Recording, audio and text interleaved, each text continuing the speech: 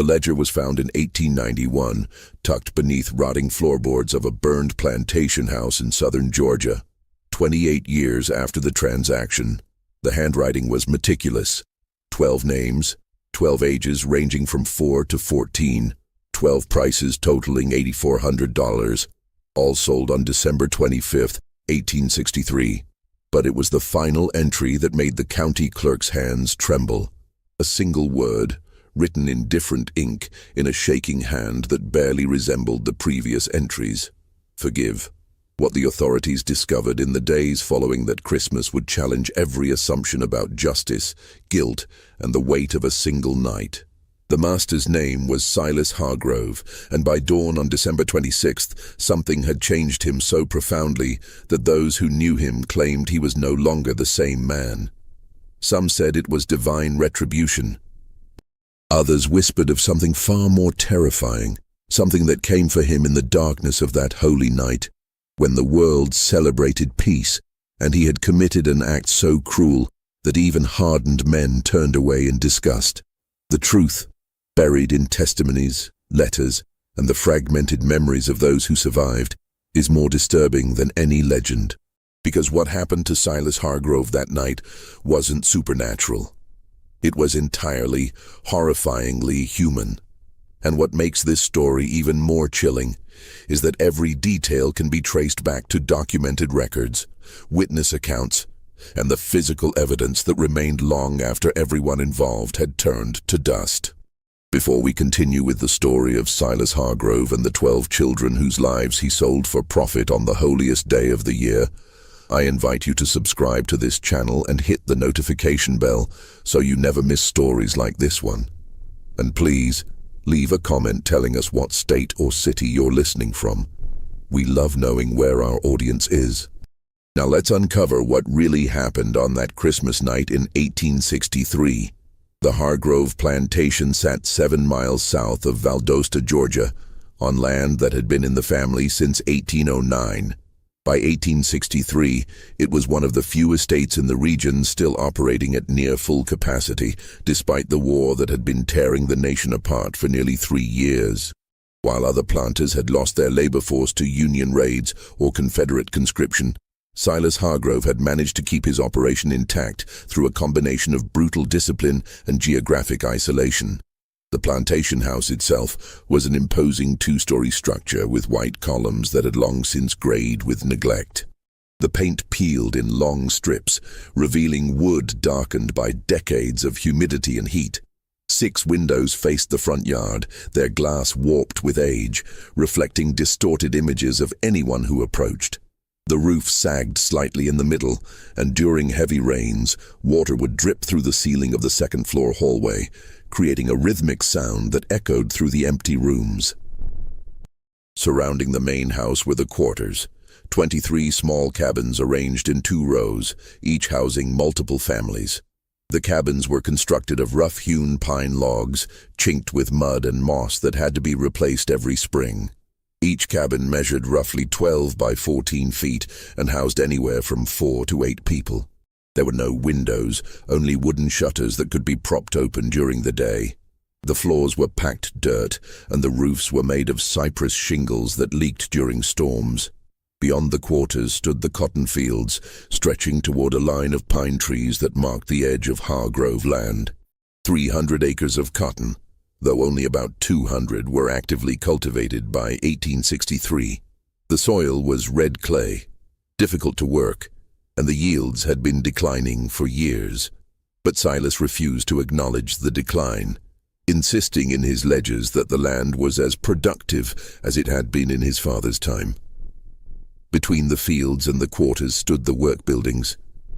A cotton gin house, a blacksmith's forge, a carpentry shop, a smokehouse, and a large barn that stored equipment and served as a punishment site when Silas deemed it necessary. The gin house was the largest structure on the property aside from the main house, a cavernous building with a dirt floor and massive wooden gears that separated cotton fiber from seed. The sound of the gin during harvest season was deafening, a constant grinding and clanking that could be heard for miles. Silas Hargrove was 47 years old in December of 1863. He stood just under 6 feet tall, with a thin frame that had grown thinner over the years. His hair, once dark brown, had turned mostly grey, and he wore it combed straight back from a high forehead. His face was angular, all sharp lines and prominent bones, with deep-set eyes that rarely made direct contact with anyone. He had a habit of pursing his lips when he was thinking, creating deep lines around his mouth that made him look perpetually disapproving. Those who dealt with him in business described him as methodical, cold, and obsessed with maintaining control. He kept detailed records of everything: crop yields, weather patterns, expenditures, and the names, ages, and estimated values of every enslaved person on his property. His ledgers filled an entire bookshelf in his study, each one labeled by year and category. He would spend hours reviewing them, making notations in the margins, calculating projections for future harvests. But there was something else in those ledgers, something that wouldn't be discovered until after his death. Interspersed among the business entries were personal observations, written in a smaller, more cramped handwriting. Brief notes about the people he enslaved. Ruth's boy Marcus shows aptitude for carpentry. Bess, age 4, sickly, may not survive winter. Thomas learning blacksmith trade, value increasing. These weren't compassionate observations. They were assessments, the same way a farmer might note which livestock were thriving and which were failing. Silas had been raised to view slavery as a natural order, an economic necessity, and a social structure ordained by God. His father, Nathaniel Hargrove, had owned the plantation before him and had instilled in Silas a rigid worldview.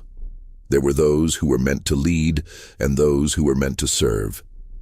Questioning this order was not only foolish, but dangerous.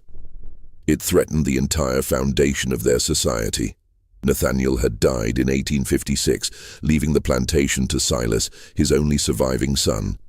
Silas's older brother, James, had been killed in a hunting accident in 1849, and his younger brother, Robert, had died of yellow fever in 1852.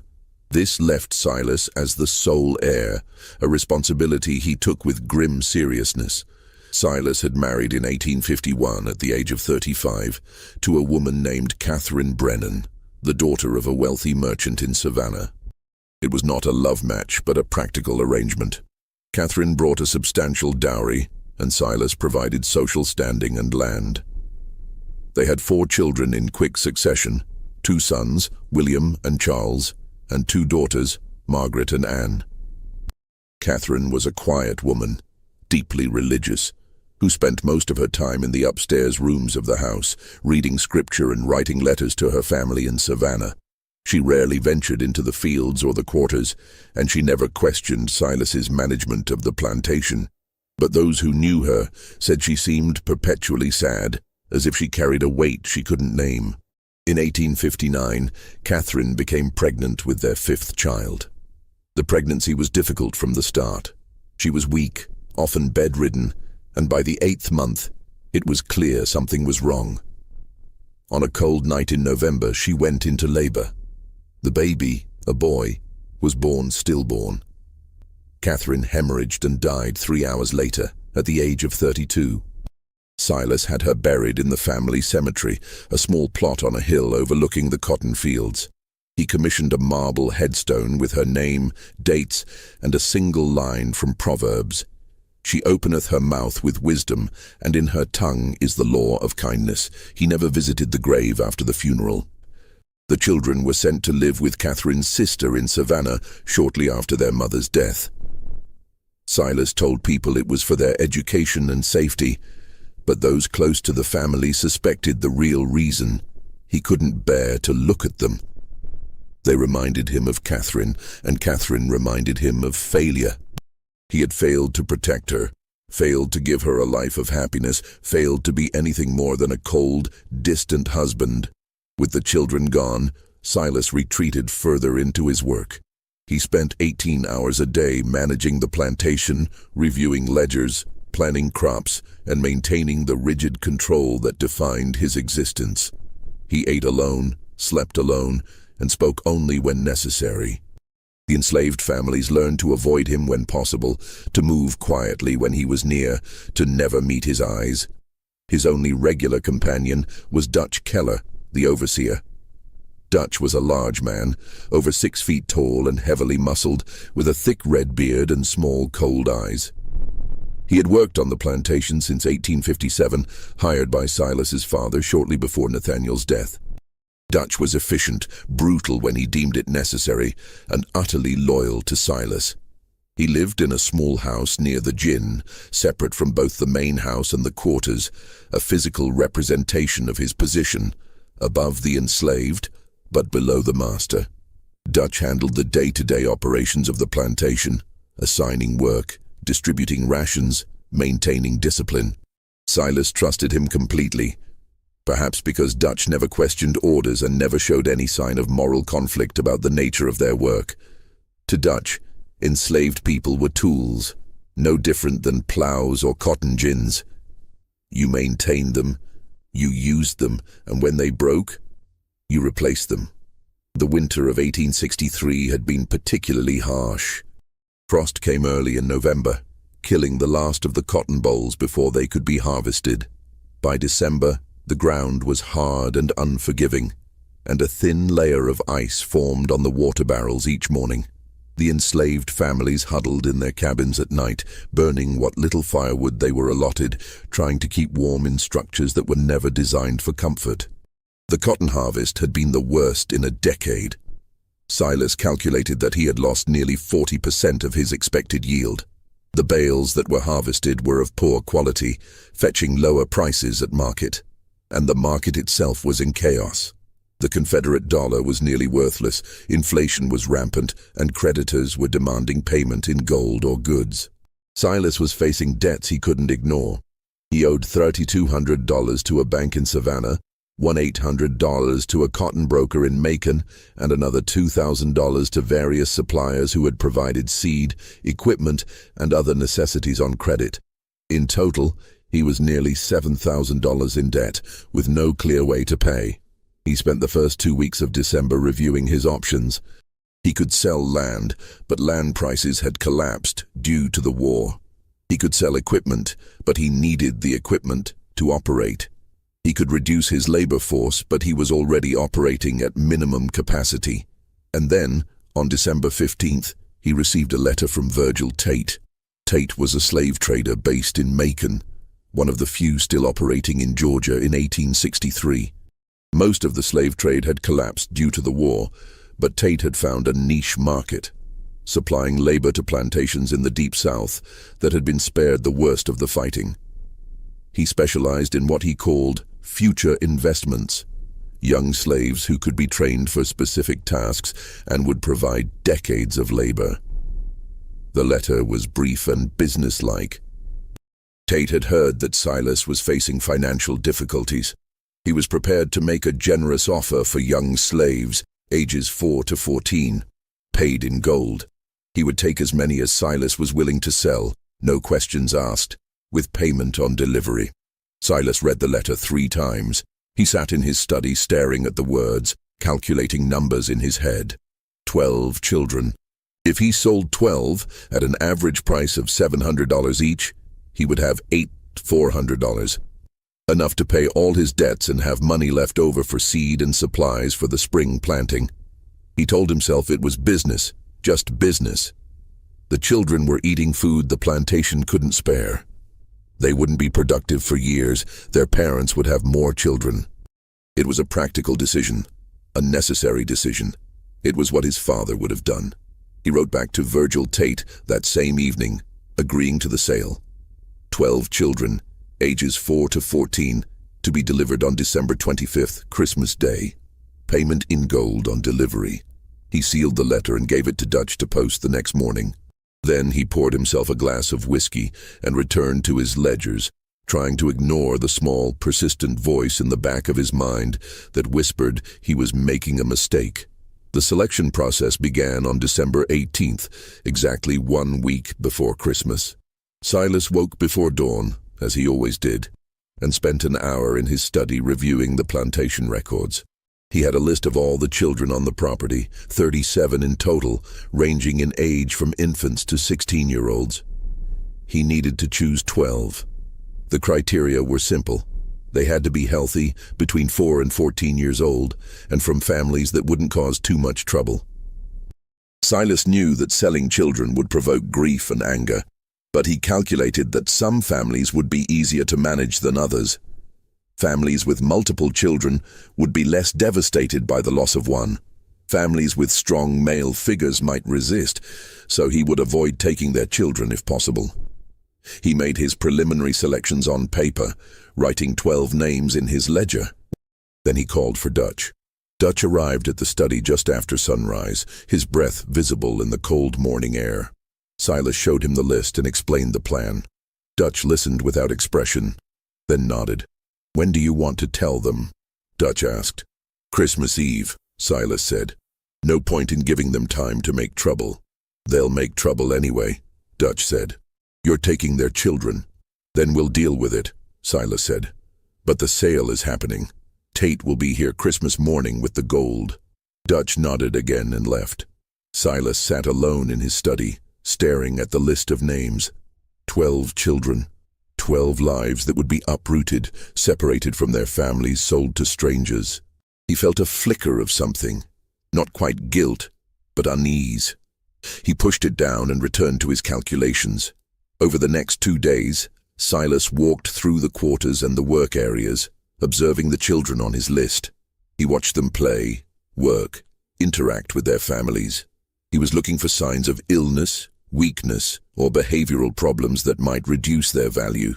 The first child on his list was Bess, a 4-year-old girl who lived with her mother, Sarah, and 2 older siblings in cabin number 7. Bess was small for her age, with large dark eyes and a quiet demeanor. She rarely spoke, even to other children, and spent most of her time clinging to her mother's skirts. Silas noted that she appeared healthy despite her size, and her youth made her valuable. She could be trained for domestic work and would provide decades of service. The second was Marcus, a 6-year-old boy who lived with his mother, Ruth, and his grandmother in cabin number 12. Marcus was energetic and curious, always asking questions, always exploring. Ruth was a strong woman, one of the most capable workers on the plantation, and Silas knew that taking her son would devastate her. But Marcus was healthy, intelligent, and would fetch a good price. The third was a girl named Lily, age 7, who lived with her parents and 3 younger siblings in cabin number 3. Lily helped her mother with the younger children and was already learning to sew and cook. She was quiet and obedient, traits that would make her valuable in a domestic setting. The fourth was a boy named Samuel, age 8, who lived with his father, a blacksmith named Joseph, and his mother in cabin number 15. Samuel was apprenticing with his father, learning the trade, and showed considerable skill for his age. Silas hesitated on this one. Joseph was a strong, respected figure in the enslaved community, and taking his son might provoke resistance. But Samuel's skills made him valuable, and Silas decided the risk was worth it. The fifth was a girl named Grace, age 9, who lived with her mother and 2 sisters in cabin number 8. Grace was tall for her age, strong, and already working in the fields alongside the adults. She rarely smiled, and there was a hardness in her eyes that Silas found unsettling. But she was healthy and capable, and that was all that mattered. The sixth was a boy named Daniel, age 10, who lived with his parents and an older brother in cabin number 19. Daniel was small and wiry, with quick hands and a sharp mind. He had been helping in the carpentry shop and showed aptitude for detailed work. His parents were quiet, unlikely to cause trouble, which made him a safe choice. The seventh was a girl named Hannah, age 10, who lived with her mother and grandmother in cabin number 5. Hannah was cheerful and talkative, always singing while she worked. Her mother, a woman named Esther, was one of the house servants, which meant Hannah had been exposed to domestic work from a young age. She would be easy to train and valuable in a household setting. The eighth was a boy named Isaac, age 11, who lived with his parents and 3 younger siblings in cabin number 21. Isaac was serious and responsible, often taking care of his younger siblings while his parents worked. He was literate. His mother had secretly taught him to read using a Bible she had hidden, though Silas didn't know this. Isaac's intelligence and maturity made him valuable. The ninth was a girl named Abigail, age 12, who lived with her mother and two younger brothers in cabin number 9. Abigail was beautiful, with delicate features and a graceful manner. Silas knew that her appearance would make her valuable, though he didn't allow himself to think too deeply about why. She was quiet and obedient, unlikely to cause trouble. The 10th was a boy named Elijah, age 12, who lived with his parents and an older sister in cabin number 14. Elijah was strong and hard-working, already doing a full day's labor in the fields. He rarely spoke, keeping his thoughts to himself, but there was an intensity in his eyes that made Silas uncomfortable. Still, his strength and work ethic made him valuable. The 11th was a girl named Rebecca, age 13, who lived with her mother and younger sister in cabin number 6. Rebecca was skilled in sewing and cooking, and she helped care for younger children in the quarters. She was mature for her age, with a quiet dignity that set her apart. Her mother was a widow, which meant there would be no father to cause trouble. The 12th was Thomas, age 14, who lived with his parents in cabin number 17. Thomas was the oldest on the list, nearly a man, and he had been apprenticing with the plantation blacksmith for 3 years. He was skilled, strong, and intelligent. He was also the most likely to resist, but his value was too high to pass up. 12 children, 4 girls, 8 boys, ages 4 to 14. Silas wrote their names in his ledger in neat, precise handwriting, along with estimated values based on age, health, and skills. The total came to $8,400, exactly what Virgil Tate had agreed to pay. Silas closed the ledger and locked it in his desk drawer. The selection was complete. Now he just had to wait until Christmas Eve to make the announcement. The week leading up to Christmas was unusually quiet on the Hargrove plantation. The weather remained bitterly cold, with temperatures dropping below freezing each night. A thin layer of snow fell on December 20th, unusual for southern Georgia, and it lingered on the ground for 2 days before melting into muddy slush.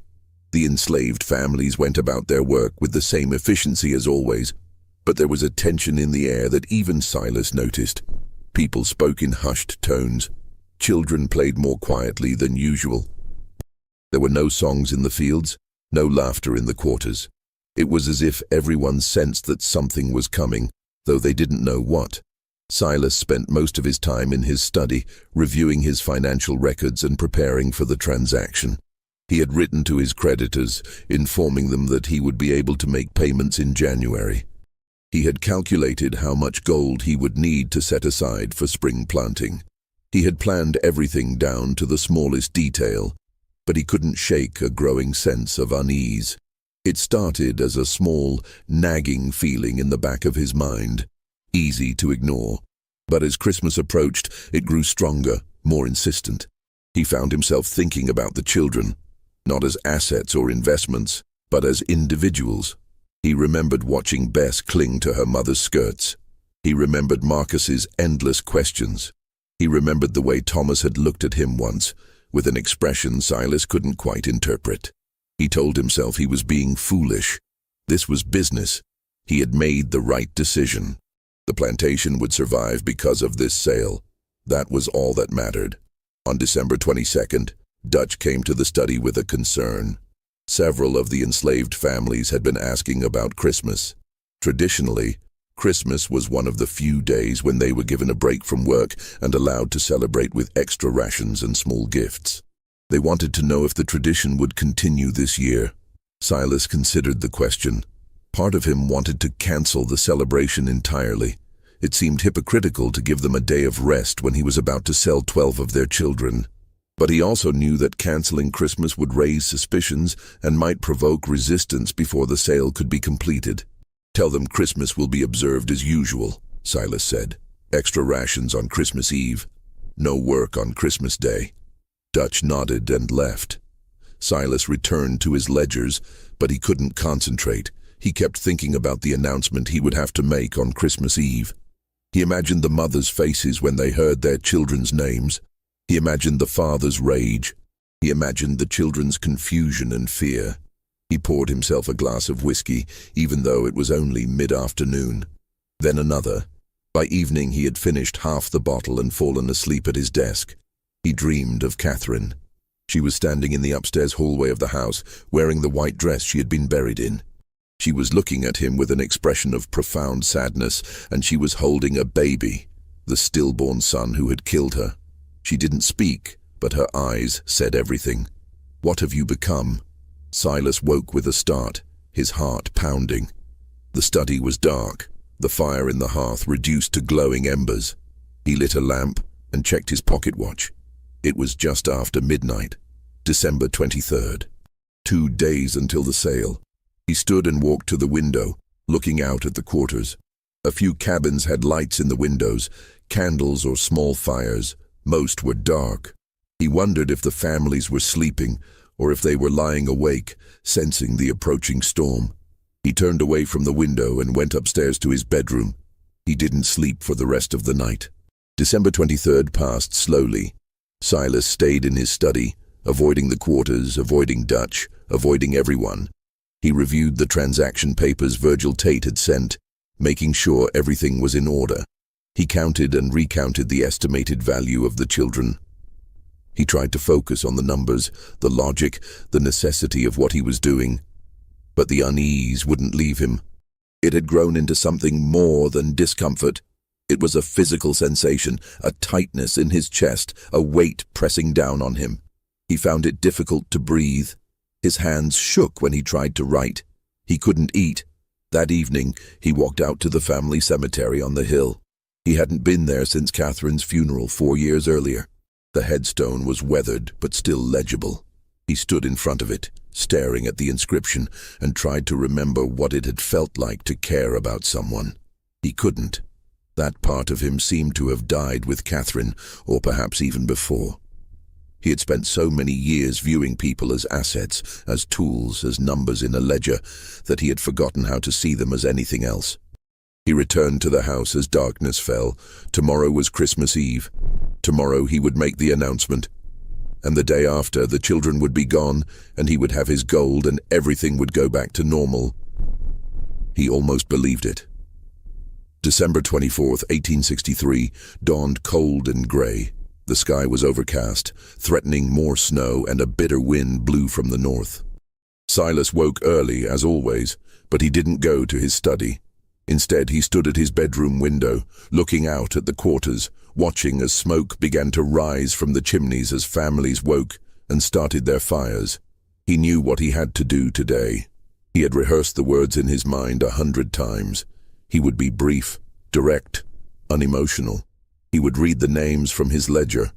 He would tell them the children would be leaving at dawn. He would make it clear that resistance would be punished. It would take 5 minutes, maybe less. And then, it would be done. But as he stood at the window, watching the plantation wake up, he felt something he hadn't felt in years. Fear. Not fear of the enslaved family's reaction, though that was a concern, but a deeper fear, a primal dread that he couldn't name or explain.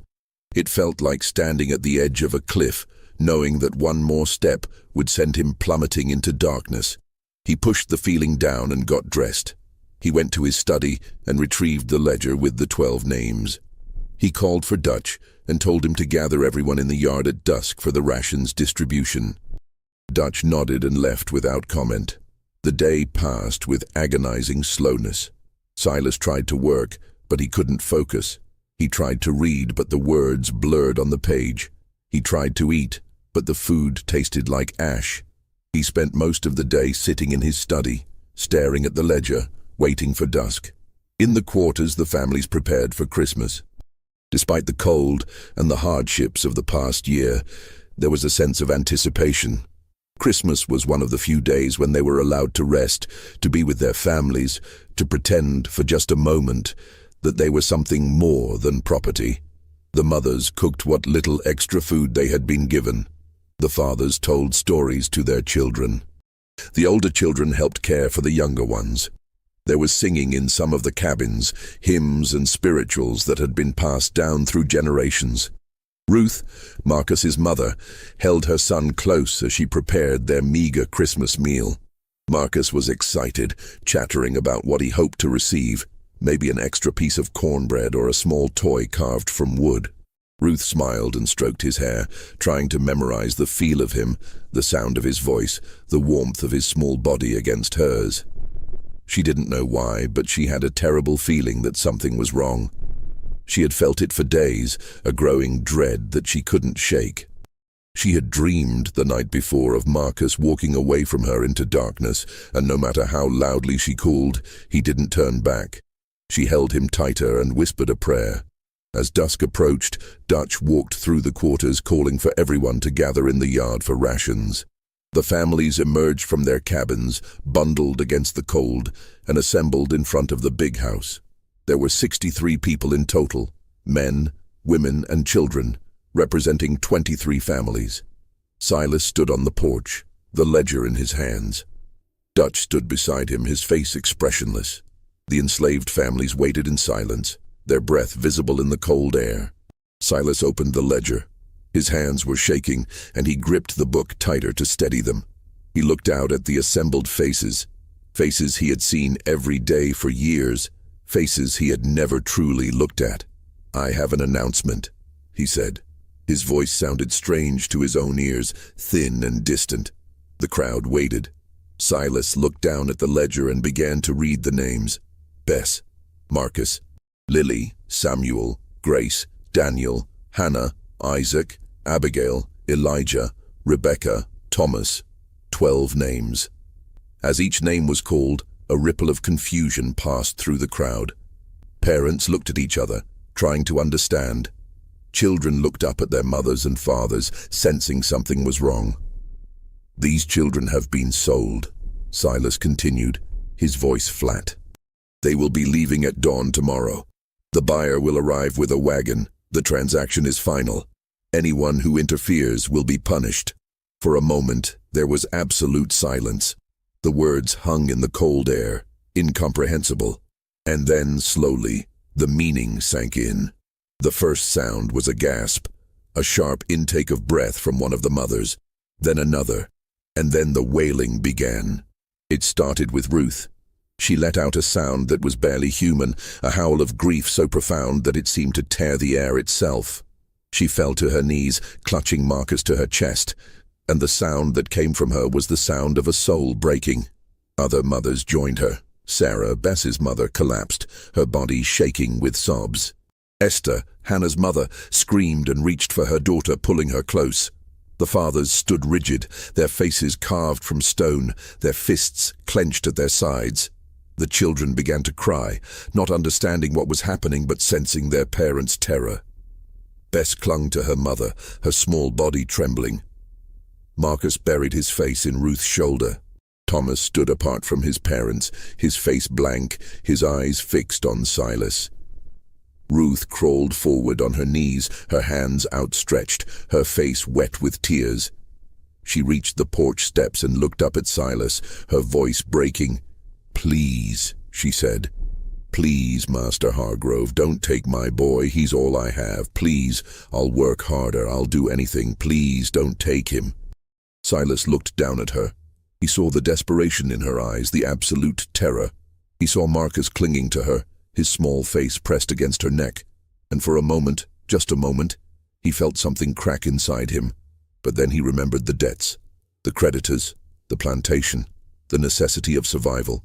He hardened his expression and said the words that would haunt him for the rest of his life. "He's worth more than you." Ruth's face crumpled. She let out another wail and collapsed onto the frozen ground, her body racked with sobs. Other mothers surged forward, begging, pleading, offering anything and everything if he would just spare their children. Silas turned and walked into the house. He locked the door behind him and stood in the dark hallway, listening to the sounds of grief outside. The wailing continued for hours, a sound so terrible that it seemed to seep into the walls of the house, into the very foundation. He went to his study and poured himself a glass of whiskey, then another. He tried to block out the sounds, but they followed him, echoing in his mind. He sat at his desk and stared at the ledger, at the 12 names written in his neat handwriting. Just business, he told himself. Just business. But the words felt hollow.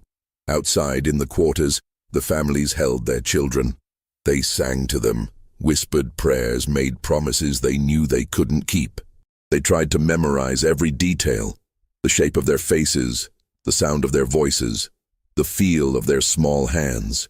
Ruth held Marcus all night, rocking him, singing softly. Marcus had stopped crying and was quiet now, his small body warm against hers. She whispered to him about how much she loved him, about how he needed to be strong, about how she would never forget him. "Will I see you again, Mama?" Marcus asked, his voice small. Ruth couldn't answer. She just held him tighter and continued to sing. In cabin number 17, Thomas sat with his parents. His father, a strong man named Jacob, had his hand on Thomas's shoulder. His mother, a woman named Miriam, held his hand. They didn't speak. There was nothing to say. Thomas looked at his parents and felt something harden inside him. He was 14 years old, nearly a man, and he understood what was happening in a way the younger children didn't. He understood that tomorrow he would be taken from his family and sold to a stranger. He understood that he would likely never see his parents again. He understood that his life, his future, his very identity was being erased because a white man needed money, and he understood that there was nothing he could do about it. But as he sat there holding his mother's hand, feeling his father's grip on his shoulder, he made a silent promise. He would survive. He would remember. And someday, somehow, he would make sure that what was being done to him and the other children would not be forgotten. The night deepened. The temperature dropped. The wailing in the quarters gradually subsided into quiet sobbing, and then into silence. But it was not a peaceful silence. It was the silence of grief too profound for words, of hearts breaking in the darkness. In the big house, Silas sat alone in his study. He had finished the bottle of whiskey and started another. His mind was foggy, his thoughts disjointed. He kept seeing Ruth's face, hearing her voice. "Please don't take my boy." He stood and walked to the window. The quarters were dark now, no lights in the windows. He wondered if anyone was sleeping, or if they were all lying awake, holding their children, counting down the hours until dawn. He turned away from the window and was about to return to his desk when he heard it. A knock at the door. 3 soft, deliberate strikes. Silas froze. It was just after midnight. Who would be knocking at this hour? He assumed it was Dutch, perhaps with news about the arrival time or a concern about potential resistance. He walked through the dark hallway to the front door and opened it. No one was there. The porch was empty. The yard beyond was still, illuminated by a half-moon that cast long shadows across the frozen ground. Silas stepped outside, his breath visible in the cold air. He looked left, then right. Nothing. He was about to go back inside when he saw them. 12 figures standing at the edge of the yard where the grass met the dirt path leading to the quarters. Small figures. Children. For a moment, Silas thought the enslaved families had sent the children to plead for themselves. He felt a surge of anger. This was manipulation, an attempt to make him feel guilt. He stepped off the porch and started toward them, ready to send them back and punish whoever had orchestrated this. But as he got closer, he realized something was wrong. The children weren't moving. They stood perfectly still, arranged in a line, their faces tilted upward toward the house. And they were silent. Completely, unnaturally silent. No crying, no pleading, no sound at all. "Get back to the quarters," Silas said, his voice sharp. "Now." None of them moved. He was 10 feet away when he recognized them. Bess, the 4-year-old, her small body rigid. Marcus, Ruth's son, his face blank. Thomas, the blacksmith's apprentice, his eyes fixed on Silas. All 12 children from the list, standing in the exact order he had written their names in the ledger. "I said get back," Silas repeated, louder now. His voice echoed in the stillness. The children didn't respond. They didn't blink. They simply stared at him with expressions he couldn't read. Not fear, not defiance, but something else. Something that made his skin prickle despite the cold. and then slowly they began to move, not toward him, not away. They simply turned in perfect unison and started walking toward the cotton fields. Silas stood frozen, watching them disappear into the darkness beyond the reach of the moonlight. His heart was pounding, though he couldn't explain why. They were just children, enslaved children who would be gone by noon tomorrow. This changed nothing. But as he stood there in the cold, watching the darkness where they had vanished, he felt that fear again, the primal dread that had been growing all day. It was stronger now, almost overwhelming. He went back inside, locked the door, and returned to his study. He poured another glass of whiskey and tried to steady his shaking hands. Just children, he told himself. Just a trick to make me feel guilty. It won't work.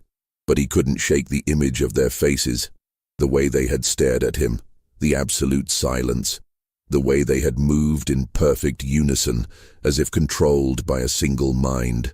He tried to return to his ledger, but the numbers blurred. He tried to sleep, but every time he closed his eyes, he saw them standing in that line, their small bodies rigid, their eyes fixed on him. At 2 in the morning he heard singing. If you're feeling the weight of this story, imagine how those families felt on that Christmas Eve. Before we continue to the most disturbing part of this night, take a moment to like this video and share it with someone who appreciates true historical mysteries. Your support helps us bring these forgotten stories to light.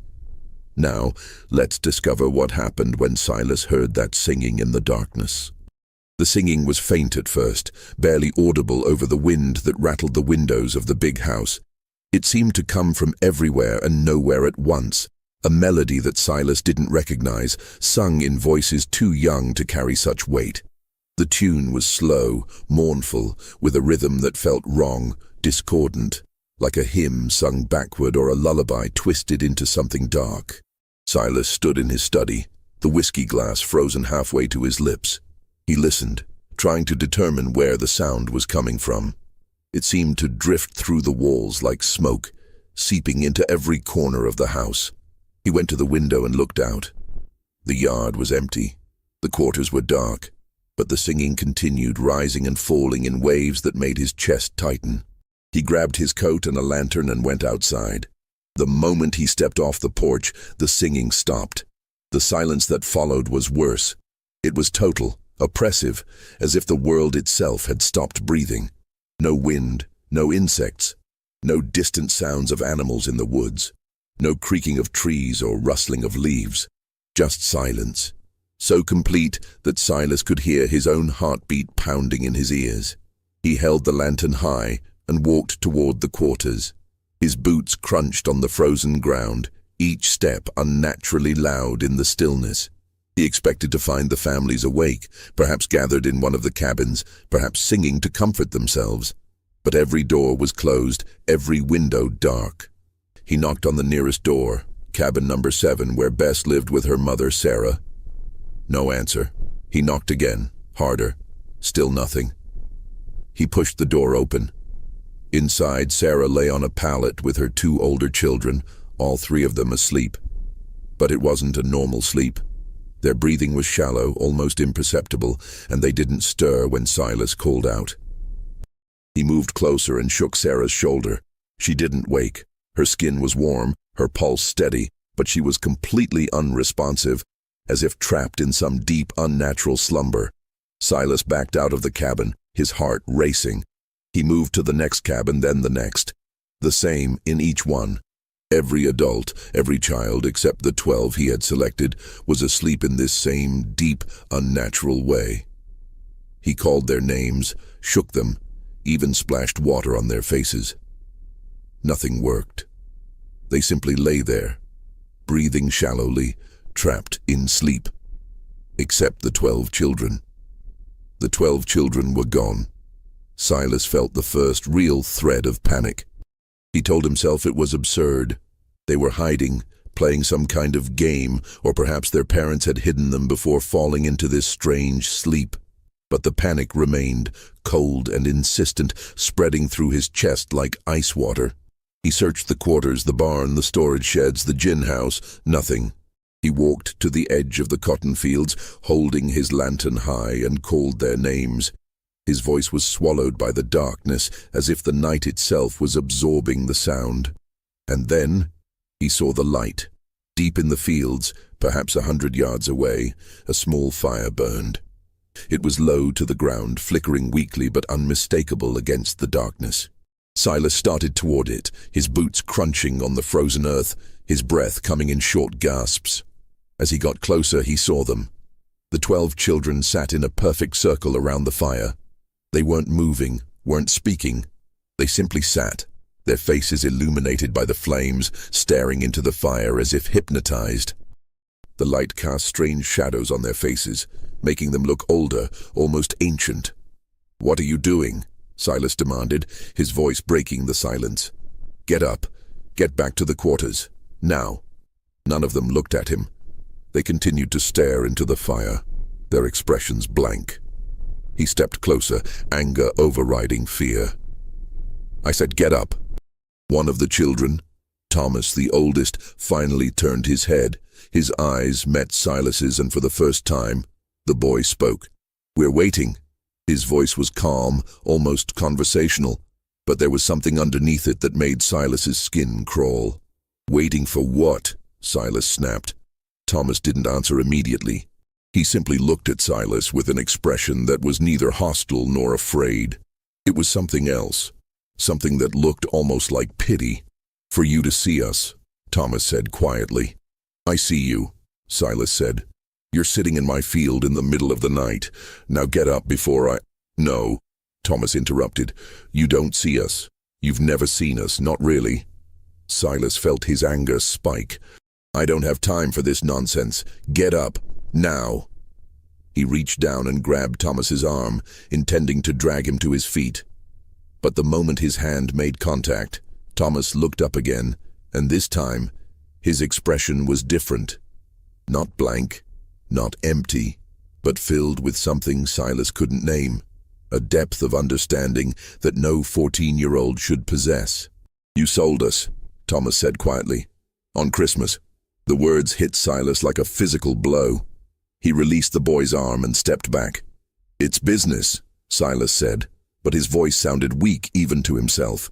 "You don't understand. It's just business. I have debts. The plantation." "We understand," Thomas said. And then, in a voice that didn't sound like a 14-year-old boy, he added, "Do you?" The fire went out. Not gradually, not flickering and fading. It simply vanished, as if someone had thrown a blanket over it. The darkness rushed in, absolute and suffocating. Silas's lantern was still burning, but its light seemed to stop just inches from the glass, unable to penetrate the blackness around him. He heard movement, footsteps, whispers. The children were standing now. He could sense it, but he couldn't see them. He swung the lantern wildly, trying to find them, but the light revealed nothing but darkness. And then he felt it. Hands. Small hands, dozens of them, touching him, not grabbing, not violent, just touching. His arms, his chest, his face, cold fingers pressing gently against his skin, as if trying to memorize him, to understand him. Silas screamed. He swung the lantern and it shattered against the ground, plunging him into complete darkness. He ran blindly, stumbling over frozen furrows, his breath coming in ragged gasps. He didn't know which direction he was going. He only knew he had to get away. The hands followed him. They touched his back, his shoulders, his neck. Light touches, almost gentle but relentless. And with each touch he felt something, a flash of emotion, a fragment of memory that wasn't his own. He felt terror.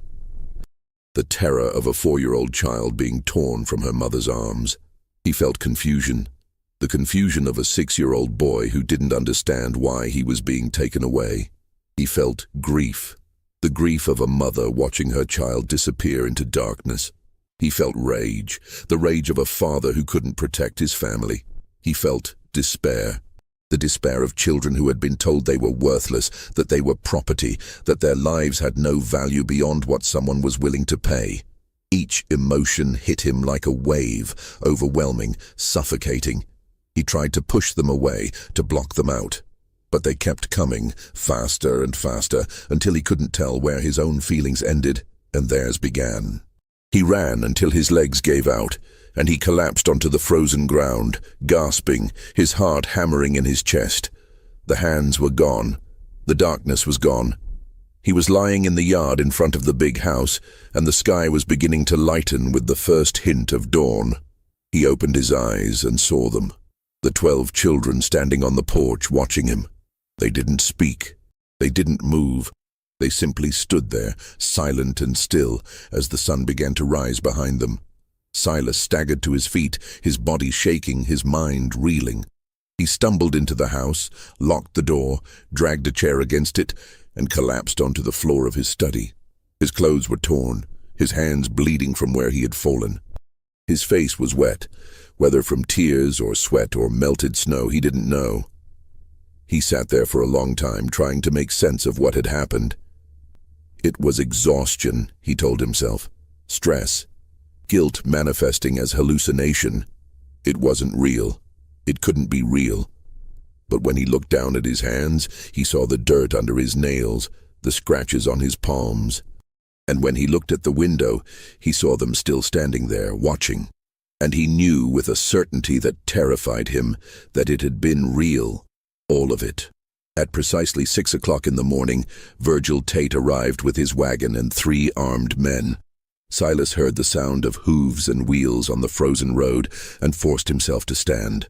His body ached, his head pounded, and his hands wouldn't stop shaking. He looked at himself in the mirror above his desk and barely recognized the man staring back.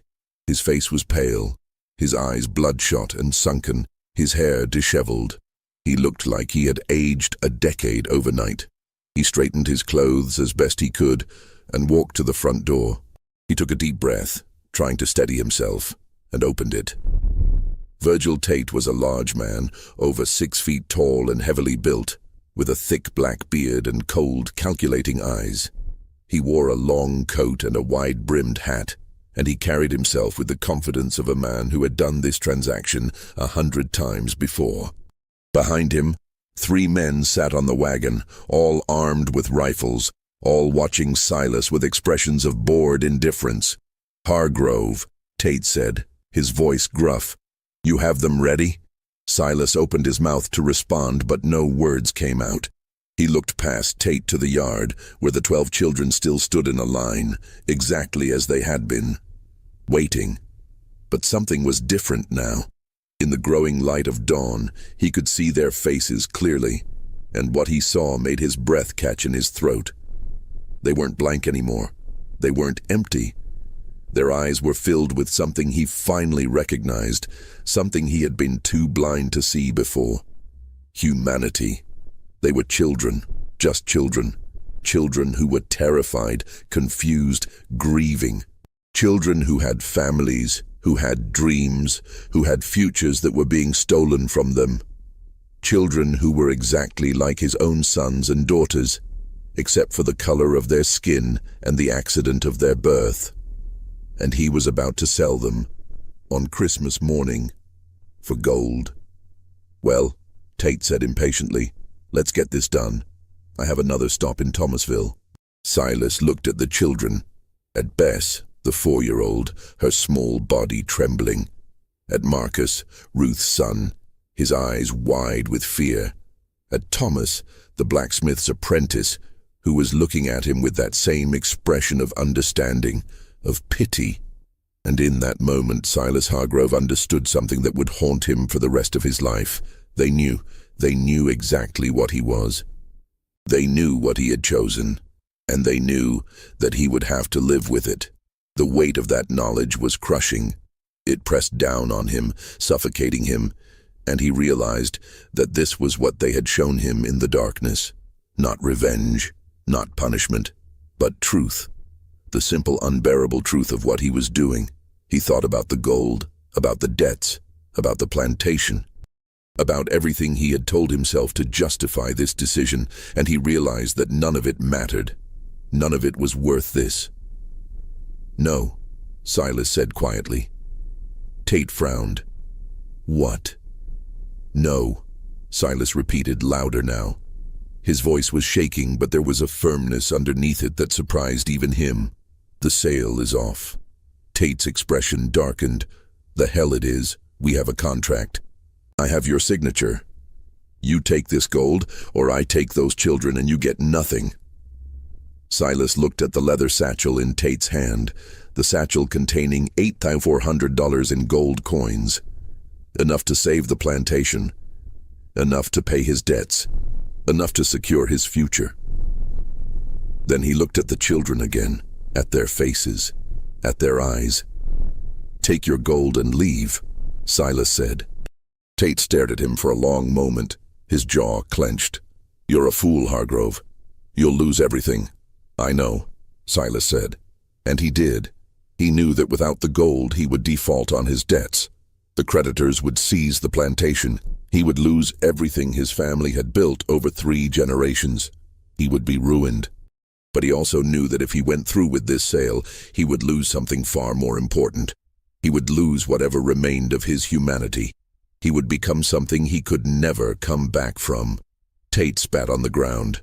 Your funeral. He turned to his men. Let's go. We're wasting time here. The wagon turned and started back down the road. The sound of hooves and wheels faded into the morning. Silas stood on the porch watching them disappear and felt something inside him break and reform at the same time. He looked at the children. Slowly, one by one, they turned and walked back toward the quarters. By the time the sun was fully up, they were gone. Silas stood on the porch for a long time after the children left, staring at the empty yard.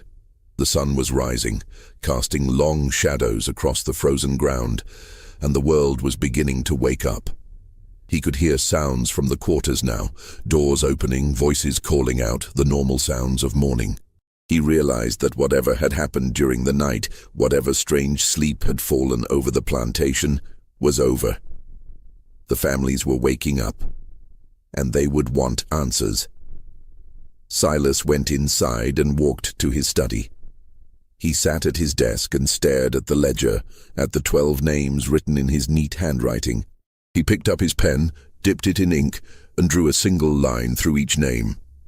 Then at the bottom of the page he wrote 3 words. Sale cancelled, debt remains. He closed the ledger and locked it in his desk drawer. Then he stood and walked back outside. The families were emerging from the quarters now, confused and disoriented. They had woken to find themselves in their cabins with no memory of how they got there or what had happened during the night. The last thing they remembered was the announcement on Christmas Eve, the grief, the wailing, the terror of knowing their children would be taken at dawn. But dawn had come, and their children were still there. Ruth was the first to see Marcus. He was standing outside their cabin, looking tired and confused but unharmed. She ran to him and swept him into her arms, sobbing, checking him for injuries, unable to believe he was really there. Other mothers did the same, finding their children, holding them, weeping with relief and confusion. The children couldn't explain what had happened.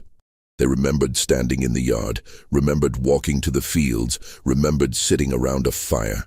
But after that, everything was blank until they woke up at dawn. Dutch Keller emerged from his house near the gin, looking as confused as everyone else. He had fallen asleep at his desk the night before and woken to find it was Christmas morning. He walked to the big house and found Silas standing on the porch. "What happened?" Dutch asked. "Where's Tate? Did the sale go through?" "No," Silas said. "I cancelled it." Dutch stared at him. "You what?" "I cancelled the sale," Silas repeated. "The children are staying. But the debts?" "I'll figure it out," Silas said. His voice was flat, emotionless. But there was a finality to it that made Dutch realize there was no point in arguing. Dutch shook his head. "You've lost your mind." "Maybe," Silas said. "Or maybe I just found it." Dutch left, muttering under his breath. Silas remained on the porch, watching as the families slowly realized what had happened. The children weren't being taken. They were safe. It was Christmas morning and they were still together. The relief was palpable, but so was the confusion. No one understood what had changed. No one knew why Silas had cancelled the sale, and no one dared to ask. Silas spent the rest of Christmas Day alone in his study. He didn't eat, he didn't sleep. He simply sat at his desk, staring at the ledger, replaying the events of the night over and over in his mind. The children in the yard, the fire in the fields, the hands in the darkness, the emotions that had overwhelmed him. Terror, confusion, grief, rage, despair. He had felt what they felt. He had experienced for just a moment what it was like to be them, to be powerless, to be property, to be seen as less than human. And it had broken something in him that could never be repaired. The days following Christmas of 1863 were marked by a strange, heavy silence on the Hargrove plantation. The enslaved families returned to their work, but something had shifted. They moved through their tasks with the same efficiency, but there was a new quality to their presence, a quiet dignity, a sense of having witnessed something that couldn't be undone. Silas Hargrove did not leave the big house for 3 days. Dutch Keller tried to speak with him on December 27th, knocking on the study door and asking about the plantation's operations. Silas didn't respond. Dutch could hear him inside, moving around, but the door remained locked. On the 28th, Dutch left a tray of food outside the door. It sat there untouched until the 29th, when Silas finally emerged. Those who saw him said he looked like he had aged a decade. His face was gaunt, his eyes sunken and red-rimmed, with dark circles that spoke of sleepless nights. His hands trembled when he tried to hold a pen. His clothes hung loosely on his frame, as if he had lost weight in just a few days. He didn't speak to anyone. He simply walked through the plantation, stopping occasionally to stare at the quarters, the fields, the places where the children played. On December 30th, he did something unprecedented. He called a meeting of all the enslaved families. They gathered in the yard, wary and uncertain. The last time they had been called together, Silas had announced the sale of their children. They didn't know what to expect now, but they prepared for the worst. Silas stood on the porch, the same spot where he had made the announcement 6 days earlier. But this time, everything about him was different. His posture was less rigid. His voice was quieter. And when he spoke, there was something in his tone that none of them had ever heard before. Uncertainty, humility, perhaps even shame. "I'm giving you a choice," he said. The families exchanged glances, confused. Enslaved people didn't get choices. "Anyone who wants to leave can leave," Silas continued. His voice was steady, but there was an undercurrent of emotion that threatened to break through. "I won't stop you. I'll give you papers saying you're free. You can go north, find the Union lines, start over. Anyone who wants to stay can stay. I'll pay wages. Not much, but something. Real money, not scrip. And the children..." He paused, his voice catching. "The children will go to school. I'll hire a teacher. They'll learn to read and write." The silence that followed was profound. No one moved, no one spoke. They simply stared at him, trying to understand if this was real or another cruel trick. "I know you don't trust me," Silas said, and for the first time, his voice broke slightly. "I don't blame you. I've given you no reason to trust me, but I'm telling you the truth. You're free to choose. And whatever you decide, I won't punish you for it." He turned and went back inside, leaving them standing in the yard, stunned. Over the next week, the families discussed what to do. Some were suspicious, believing this was a trap. Others were cautiously hopeful. A few were simply too exhausted to care. They had survived this long, and they would continue to survive, whatever Silas's motivations might be. In the end, 11 families left. They packed what little they had, a few clothes, some cooking implements, blankets, and walked north toward the promise of Union protection. It was winter. The roads were dangerous, and they had no guarantee of safety. But they chose to take the risk, rather than stay on a plantation where they had been treated as property for so long. 12 families stayed, not because they trusted Silas, but because they had nowhere else to go. Winter was brutal for those without shelter, and the roads were full of Confederate patrols who would capture and re-enslave any black person without papers.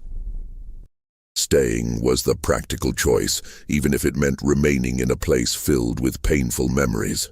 Silas kept his word. In early January, he hired a teacher, a widow from Valdosta named Mrs. Calloway. She was in her 50s, educated, and had been struggling to make ends meet since her husband's death. Silas offered her room and board, plus a small salary, to teach the children 3 times a week. Mrs. Calloway was skeptical at first. She had heard stories about Silas Hargrove, about his coldness and his reputation as a harsh master. But when she arrived at the plantation and saw the children, saw their eagerness to learn, their bright eyes and quick minds, she agreed to take the position. She set up a small schoolroom in one of the unused storage buildings. She taught reading, writing, arithmetic, and history. The children were hungry for knowledge, absorbing everything she taught them with an intensity that moved her to tears. Thomas, the 14-year-old blacksmith's apprentice, was her star pupil. He could already read a little.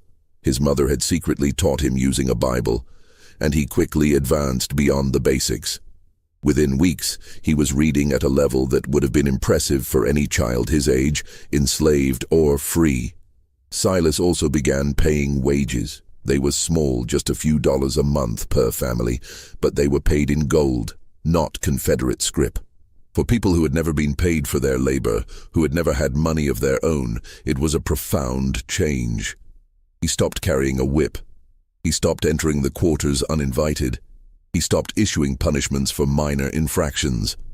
The plantation continued to operate, but the atmosphere had changed. There was less fear, less tension. People still worked hard, but they worked with a sense of purpose rather than terror. But Silas himself was changing in ways that went beyond policy. Those who observed him closely noticed that he seemed haunted.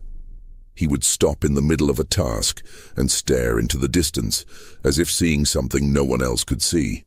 He would wake in the middle of the night and walk through the plantation, stopping at the edge of the cotton fields, staring into the darkness.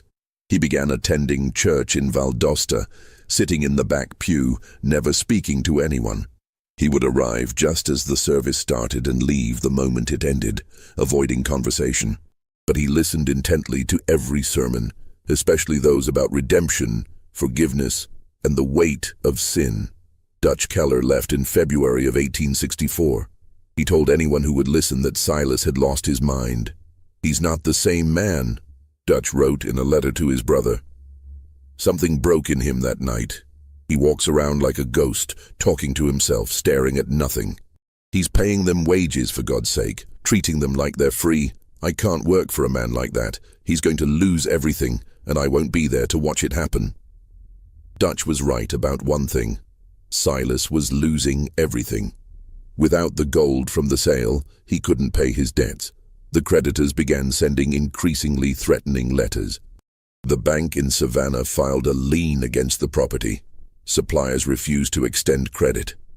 But Silas didn't seem to care. He continued to pay wages. He continued to fund the school. He continued to treat the people on his plantation as human beings rather than property. In March of 1864, he did something even more unprecedented. He began writing letters to government officials advocating for the rights of enslaved people. He wrote to the governor of Georgia, to members of the Confederate Congress, to anyone who might listen. His letters were passionate, detailed, and deeply personal. In one letter, discovered years later in the state archives, he wrote, "I have spent my life believing that slavery was a natural order, a necessary institution, a system ordained by God. I was wrong. I have seen the faces of children torn from their mothers. I have heard the wails of parents who know they will never see their sons and daughters again.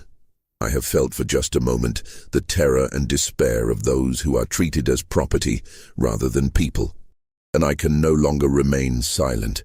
This system is evil. It destroys not only those who are enslaved, but also those who enslave.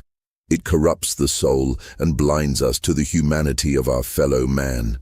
I do not expect forgiveness for my role in perpetuating this evil. But I can at least speak the truth, even if no one listens. The letters were ignored. Some were mocked. A few resulted in threats. But Silas continued to write them, driven by a compulsion he couldn't explain. The war dragged on through 1864 and into 1865.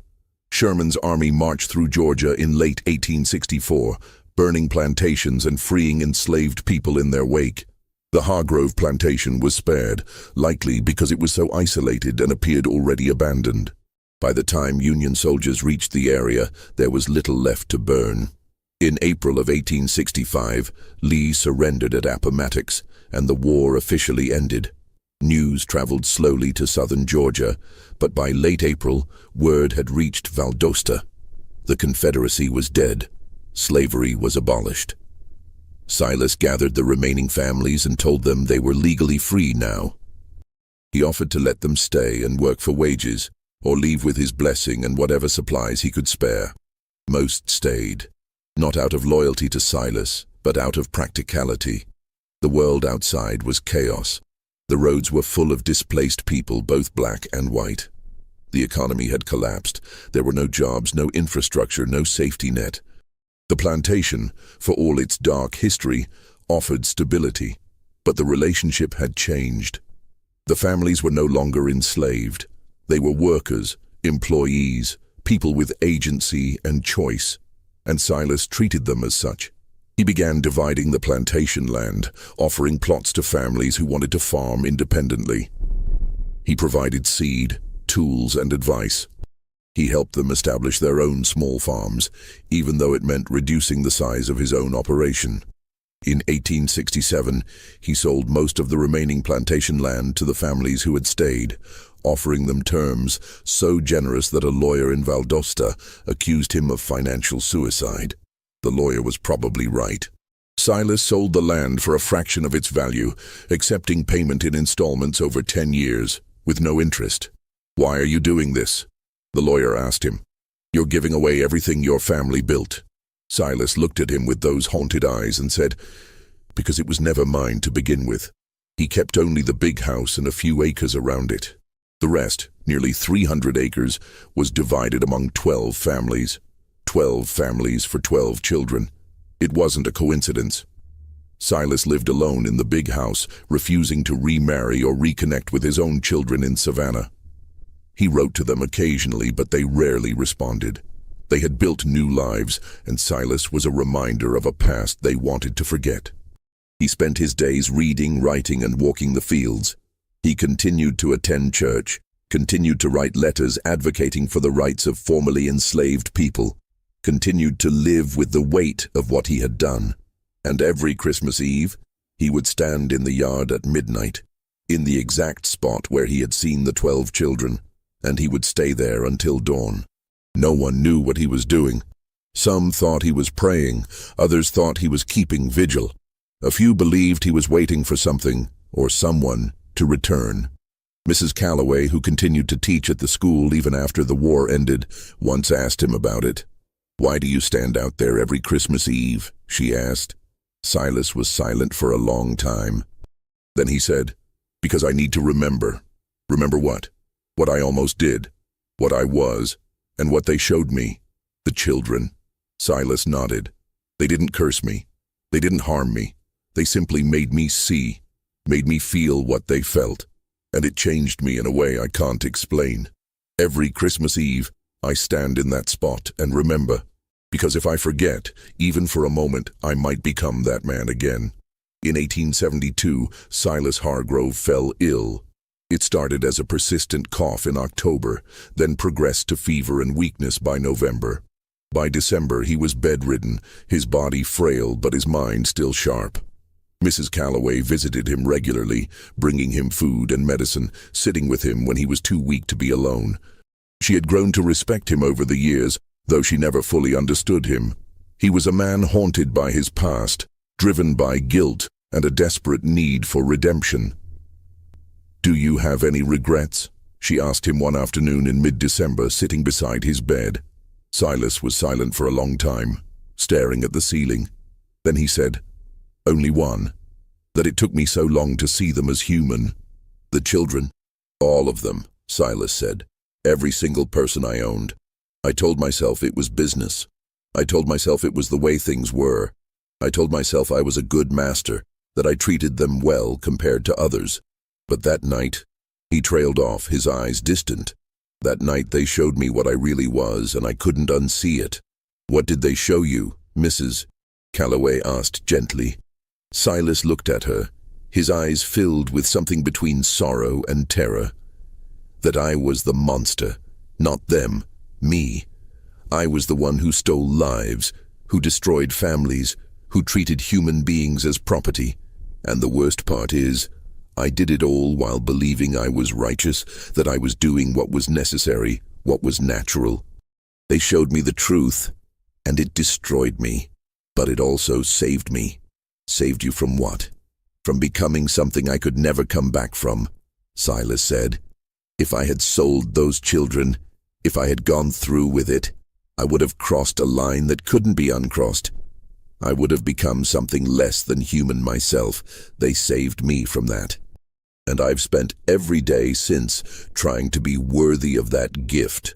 On December 20th, Silas asked Mrs. Calloway to bring him his journals. He had been keeping detailed personal journals since that Christmas night in 1863, filling page after page with his thoughts, his memories, his attempts to understand what had happened. He spent 3 days reviewing them, making notes in the margins, adding final entries. On December 23rd, he sealed them in a metal box and gave them to Mrs. Calloway. "Keep these safe," he said. "Someday, someone might want to know what really happened, what I did, and what they did to save me from myself." "Who are they?" Mrs. Calloway asked. "The 12, Silas said. "The children. They're grown now, scattered across the country, but I still see them sometimes in my dreams, still standing in that line, watching me, waiting for me to understand. Do you understand now?" Silas smiled, a sad, weary smile. "I'm beginning to." On December 24th, 1872, exactly 9 years after the night he had tried to sell the 12 children, Silas Hargrove died. It was just after midnight, Christmas morning. Mrs. Calloway was with him, holding his hand when he took his last breath. His final words were barely a whisper. "Forgive." The families who had stayed on the plantation buried him in the small cemetery on the hill, not far from where Catherine had been buried 13 years earlier. They marked his grave with a simple stone that bore only his name and dates. No epitaph, no flowery language, just the facts. But they also did something unexpected. They planted 12 small trees around his grave, one for each of the children he had almost sold. Oak trees, strong and enduring, that would grow tall and provide shade for generations to come. It was a gesture that confused outsiders. Why would formerly enslaved people honor the man who had once owned them, who had once tried to sell their children? But those who had lived through that Christmas night understood. Silas Hargrove had been a monster, yes, but he had also been a man who had changed, who had spent the last 9 years of his life trying to atone for his sins. He hadn't succeeded. Some sins are too great for atonement. But he had tried. And in a world where most slaveholders never acknowledged their crimes, never changed their ways, never showed even a hint of remorse, that meant something. In 1891, a fire swept through the old plantation house. It had been abandoned for years, slowly decaying, the windows broken, the roof collapsing, the walls covered in vines. No one was surprised when it finally burned. Lightning strike, most people assumed, or perhaps a vagrant's campfire that got out of control. But when county officials came to assess the damage and determine if the property was safe, they found something in the ruins. Beneath the charred floorboards of the study, they discovered a metal box. It was scorched but intact, sealed tight against the flames. Inside were Silas's journals, not the business ledgers, but personal journals he had kept from 1863 until his death. The county clerk, a man named William Brennan, no relation to Silas's late wife, took the journals back to his office and began to read them. What he found disturbed him so deeply that he sealed the journals and refused to discuss them publicly for years. The entries from December 1863 were the most disturbing. Silas had written about the night of the 25th in excruciating detail. The children in the yard, the fire in the fields, the hands in the darkness, the overwhelming emotions that had flooded through him. But he had also written something else, something that Brennan found so unsettling that he questioned his own sanity for believing it. In the final entry from that night, written in the early hours of December 26th, Silas had described what he believed had happened. They didn't speak, but I heard them. Not with my ears, but with something deeper. They asked me a question, over and over, in voices that weren't voices. Do you see us? Not as property, not as numbers in a ledger, but as children, as human beings, as souls with the same capacity for pain, fear, and love as my own children. And I realized, with a horror I cannot describe, that I had never truly seen them. Not once. I had looked at them every day of my life and never truly seen them, and that night they made me see. They made me feel what they felt. The terror of being torn from their mothers, the confusion of being sold like animals, the absolute helplessness of being a child with no power, no voice, no future. They didn't curse me. They didn't harm me. They simply made me see, and it broke something in me that can never be repaired. Brennan read this passage multiple times, trying to understand it. Was Silas describing a hallucination, a psychological break, or something else? He continued reading. In subsequent entries, Silas had written about his transformation, his attempts to atone, his ongoing struggle with guilt. But he kept returning to that night, trying to understand what had happened. In an entry from March 1864, Silas wrote, "I have spent months trying to rationalize what happened that night. I have told myself it was exhaustion, stress, guilt manifesting as hallucination. But I cannot escape the feeling that it was real, that somehow those 12 children found a way to show me the truth of what I was doing. Not through violence or revenge, but through empathy. They made me feel what they felt. And in doing so, they saved me from becoming something irredeemable." In an entry from December 1865, he wrote, "I stood in the yard again tonight, on the anniversary of that night. I half expected them to appear, to stand in that line and watch me as they did 2 years ago. But they didn't come, perhaps because they don't need to. I see them every day, in every child's face, in every parent's love for their child.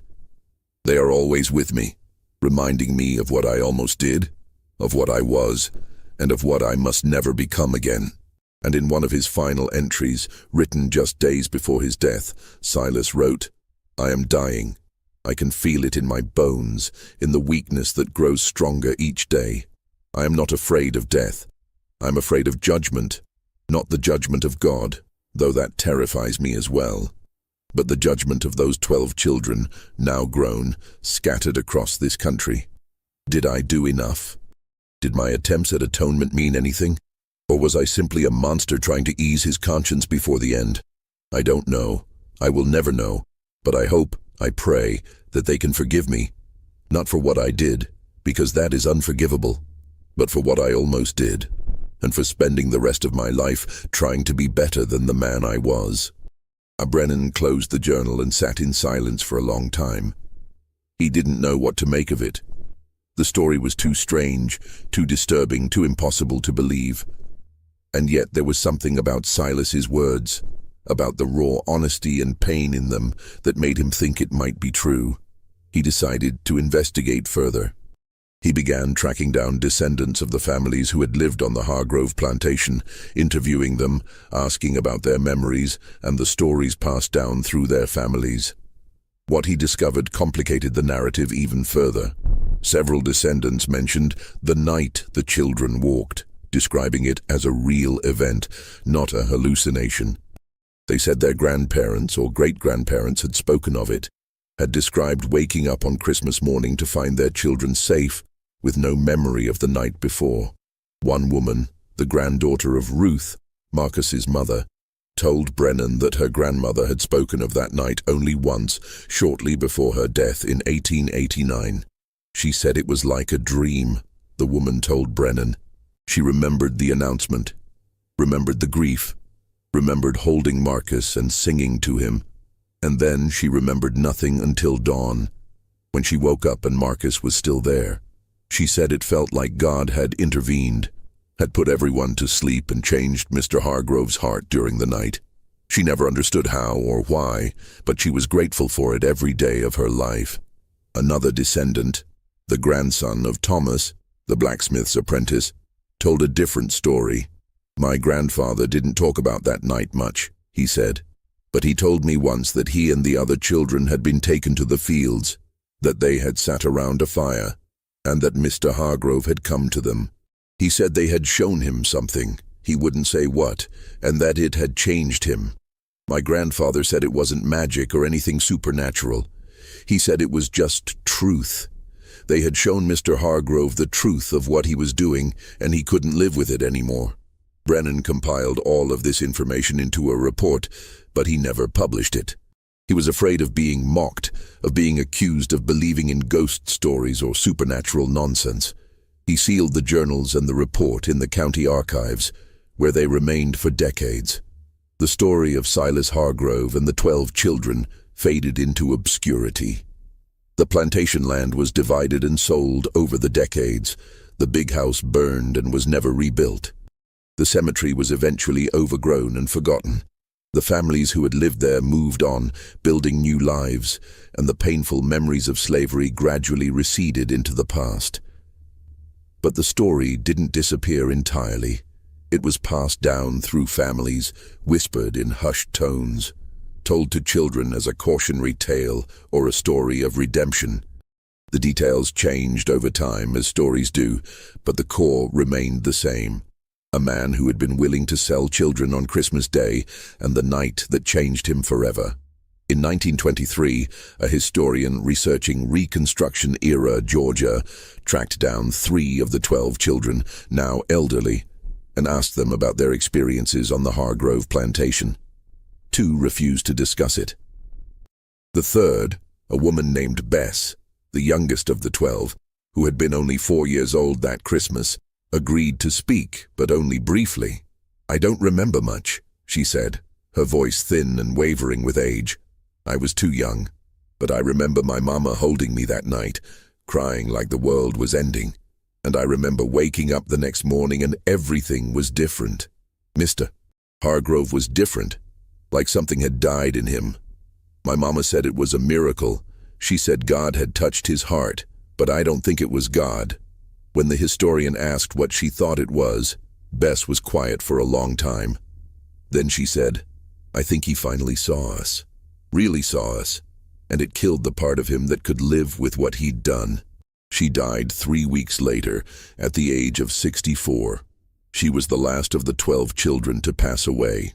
In 1979, a historian named Dr. Raymond Collier published a book titled The Christmas Reckoning, Guilt and Redemption on a Georgia Plantation.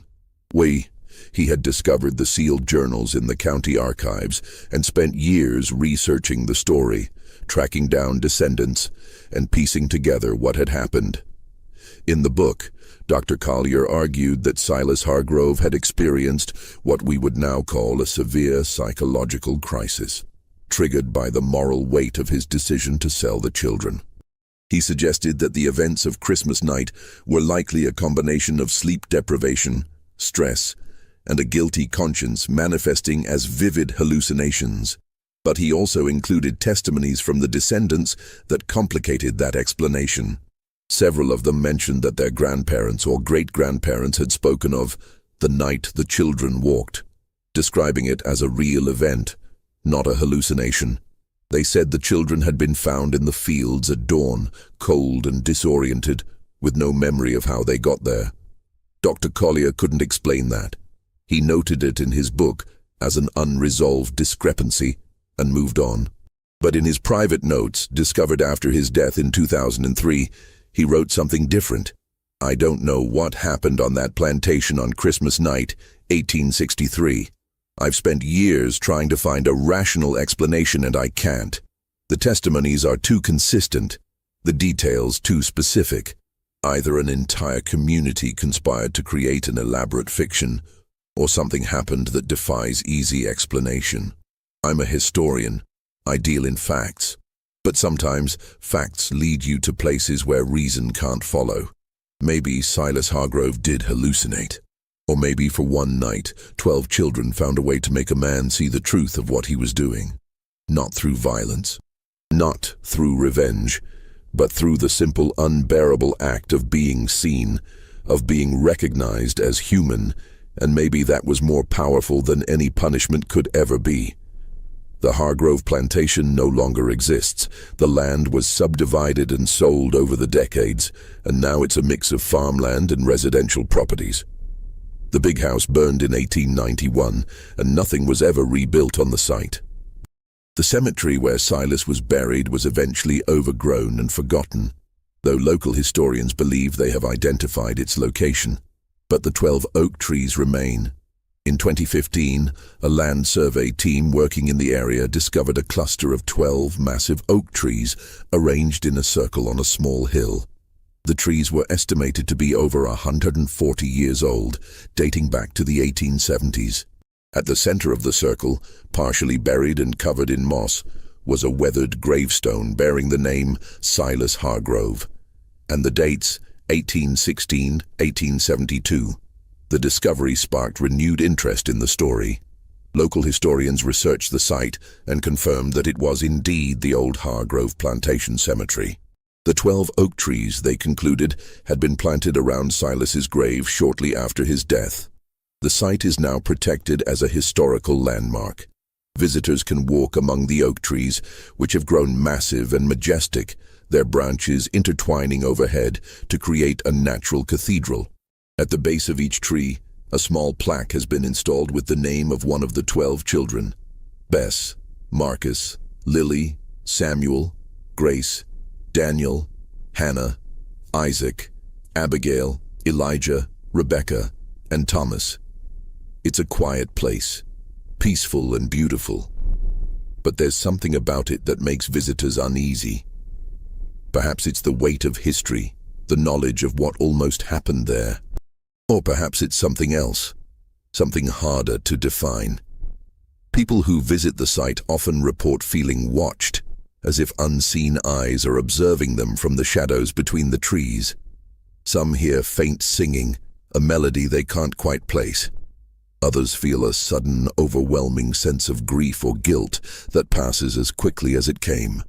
Are these experiences real, or are they simply the power of suggestion, the mind creating meaning where none exists? No one knows for certain, but what is certain is this. On Christmas night in 1863, something happened on the Hargrove plantation that changed the course of multiple lives. Whether it was a psychological break, a shared hallucination, or something that defies rational explanation, the result was the same. A man who had been willing to sell children for profit became a man who spent the rest of his life trying to atone for his sins. It wasn't enough. It could never be enough. Some sins are too great for atonement, but it was something. And in a world where most slaveholders never acknowledged their crimes, never changed their ways, never showed even a hint of remorse, that meant something. The 12 children grew up. They lived full lives, as full as any formerly enslaved person could in the post-war South. They had families, careers, struggles, and triumphs. And they carried with them, for the rest of their lives, the memory of that Christmas night when they had somehow made a monster see them as human. They never spoke publicly about what happened, perhaps because they didn't fully understand it themselves, or perhaps because some truths are too profound, too personal to be shared with the world. But they remembered, and their descendants remember. And now, through this story, we remember too. Not as a tale of supernatural revenge or divine intervention, but as a reminder of something far more important: the power of empathy, the weight of guilt, and the possibility, however slim, however difficult, of redemption. This story shows us that sometimes the most terrifying hauntings aren't supernatural. They're the moments when we're forced to confront the truth of our own actions. What do you think really happened on that Christmas night in 1863? Was it a psychological break, or did those 12 children find a way to make Silas Hargrove see them as human? Leave your comment below with your thoughts. If you enjoyed this deep dive into one of history's most disturbing and mysterious events, subscribe to this channel, hit the notification bell, and share this video with someone who appreciates stories that blur the line between history and mystery. Thank you for watching, and we'll see you in the next video.